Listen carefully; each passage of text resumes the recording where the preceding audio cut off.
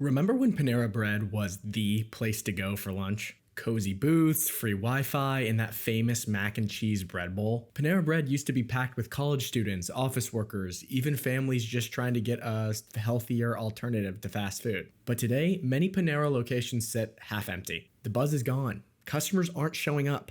That's right, Anthony. This is one of 15 Panera Bread locations that's now closed and has signs like this on the door. This one saying that the menu is now very limited, and this one that looks newer saying that they are closing and will reopen under new ownership. That is not certain yet because this LLC franchisee, they're in a lot of hot water. So what happened? How did Panera Bread go from one of the fastest growing chains in the US to a brand that people just don't care about anymore? Let's break down the downfall of Panera Bread.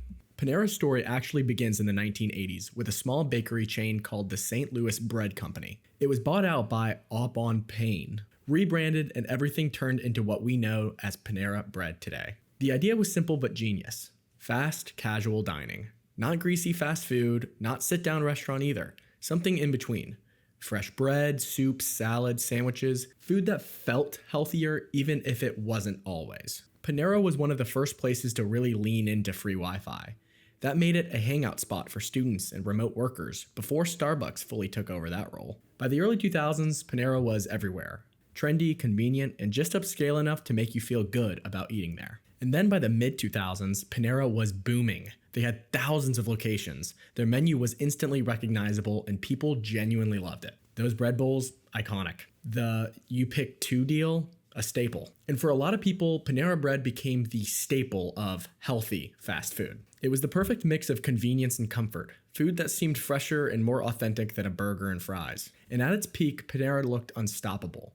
But just like we've seen with other chains, when you rise too fast, cracks begin to form. And in 2017, Panera was bought out by the private equity giant JAB Holding Company for a staggering $7.5 billion. And if you follow the restaurant industry and private equity, you usually know how this story ends. Private equity steps in, focuses on profits, and cut costs wherever they can. For Panera, that meant recipes being streamlined, bread baking scaled back, and a bigger push for gimmicks like subscription coffee and delivery. The focus shifted away from the cafe experience that everyone grew to love, and instead focused on squeezing as much revenue out of as many locations as possible. And this was the turning point.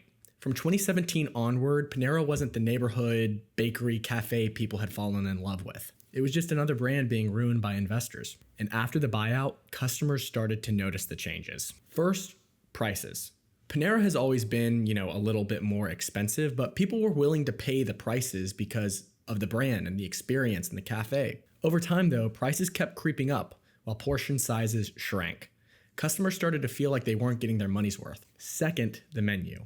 Panera became notorious for quietly removing some of the fan favorites. You'd go in craving something and then all of a sudden it's just gone. Just like they got rid of my precious warm bowls. Oh, so good. The chicken teriyaki bowl, gone now. Bring it back. Anyways, too many changes left customers confused and frustrated. And then competition. When Panera launched, they basically were the fast casual movement.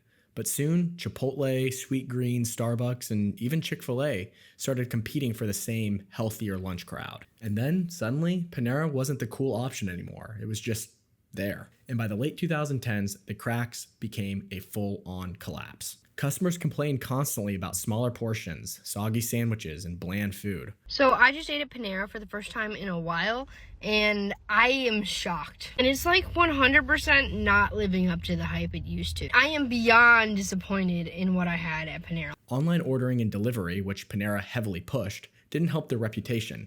Orders were often cold or missing items. This does feel like very small today, though. I feel like it usually comes with tomatoes. It's just lettuce and tuna. So this is not hitting today. I don't know where the heck the tomatoes and the other veggies are, but not cool with Panera. They even tried new ideas to get back in the game, like flatbread pizzas or new cafe subscriptions. They even tried this weird mac and cheese on the grocery store shelves. I don't know.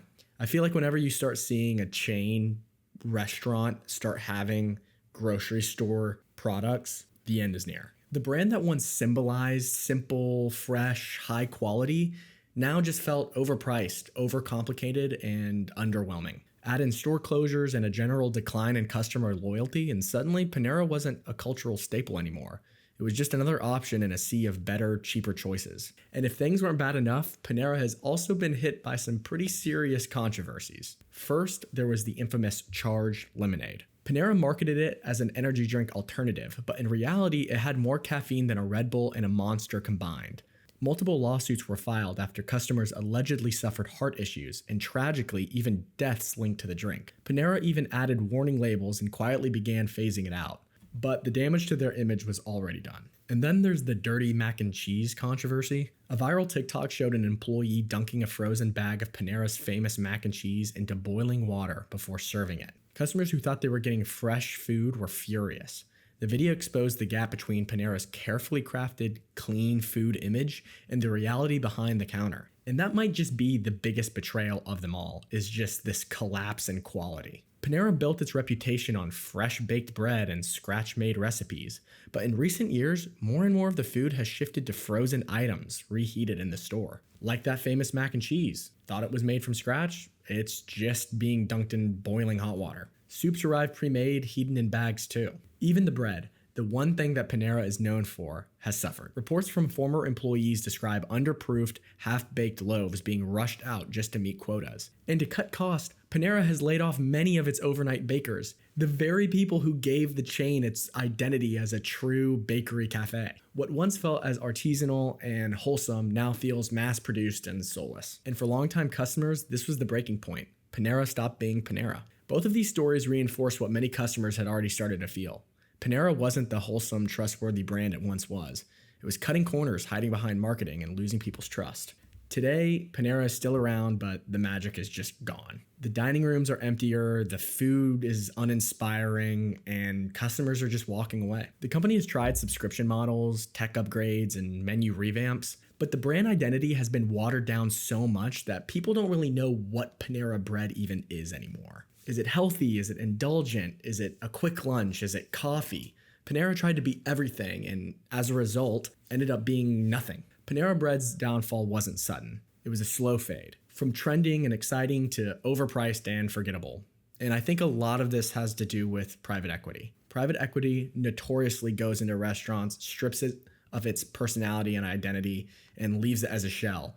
And the customers notice immediately. They're not fooling anyone trying to flip for a quick profit. The lesson here is simple for the fast casual restaurant world. You can't just coast on reputation. Customers have options, and if you can't deliver on quality, value or identity, they move on. So can they make a comeback? Maybe. I'm not sure. Let me know what you think. Do you think Panera Bread is gonna come back, or did you stop eating there years ago? And my channel is also still so small that I will be able to read and respond to every single one of your comments. So please leave a comment below. But as always, thank you guys for watching, and I will see you in the next one.